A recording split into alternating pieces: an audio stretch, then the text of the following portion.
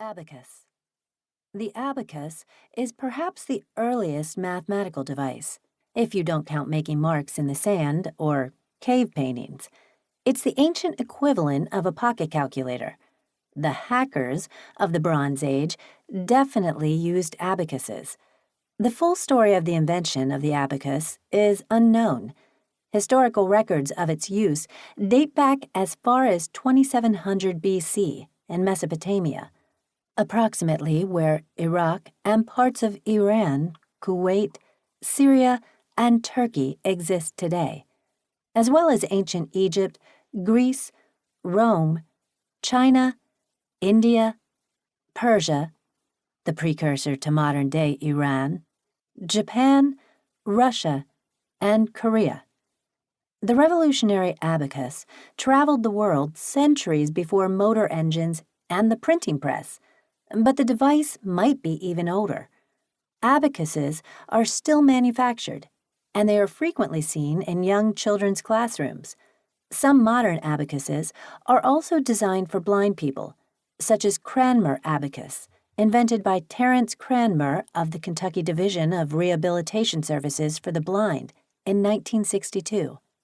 Abacus designs vary, but their defining feature is a set of bars in rows or columns, usually in some sort of frame, with beads or similar objects as counters that can slide across each bar to change position horizontally, on a row, or vertically, on a column. Here's how an abacus works. Each bar can represent a position in a numeral system, and then the placement of the counters on a bar indicates the position's integer. For example, an abacus that would work well with the base 10, or decimal numeral system we're most familiar with in the modern world, would have 10 bars and 10 counters on each bar. On the bar farthest to the right, I could slide 3 counters up. On the bar to its left, I could slide 2 counters up. And on the bar left of that, I could slide 7 counters up. That value represents 327. If I wanted to perform a very basic arithmetic operation and add or subtract, I could reposition the counters accordingly. If I wanted to add 21, I could slide 2 more counters to the 2 that have already been placed in the tens position, and 1 more in the ones position. So I could see that 327 plus 21 equals 348. There are a lot of other arithmetic and algebraic methodologies that can be applied to an abacus, as well as different numeral systems. If you're an imaginative math whiz, you could even create some of your own. Now you're thinking like a hacker. Refer to binary, hexadecimal numbering. Abandonware. Refer to shareware, freeware, abandonware. Activision. Activision is one of the biggest names in video games. Its founders, David Crane, Larry Kaplan, Alan Miller, and Bob Whitehead, were definitely hackers.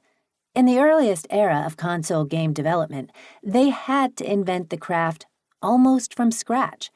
They started their careers making games for the Atari 2600, the most commercially successful second-generation video game console, which debuted in 1977. The first generation consisted of the Magnavox Odyssey and a variety of home Pong clones released throughout the 1970s. The third generation was defined by Nintendo. After a couple of years, Crane, Kaplan, Miller, and Whitehead realized that the games they developed accounted for 60% of all Atari 2600 game sales. Their games made Atari about $20 million, whereas their salaries were about $20,000 a year. The Gang of Four felt significantly underpaid and wanted to be credited, so gamers would know who crafted their games.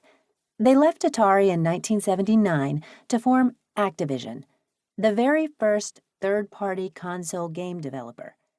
In 1983, however, the video game market